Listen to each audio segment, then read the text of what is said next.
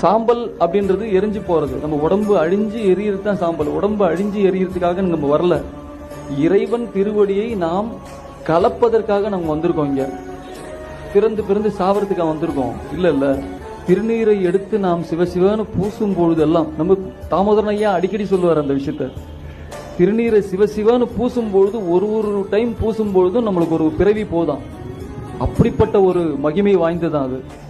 பிறவின்னா நம்ம ஒரு விஷயத்திலும் நம்ம மாட்டிட்டு உட்காந்துருக்கோம்ல, இதுல இருந்து நான் விடுதலை ஆக முடியலன்னு சொல்லிட்டு ஒரு இதுலையும் விடுதலை கிடைச்சிட்டே வருது. அப்போ எத்தனை விடுதலை கிடைச்சு நம்ம எந்த அளவுக்கு வெயிட்டா உட்கார்ந்து இருக்கிற விஷயம் லைட்டா போகுது, வேற ஒண்ணும் இல்லை. மாற்றமாம் வையகத்தின் வெவ்வேறே வந்தறிவாம் தேற்றனே, தேற்ற தெளிவே என் சிந்தனையுள் ஊற்றான உண்ணாரமுதே உடையாங்க.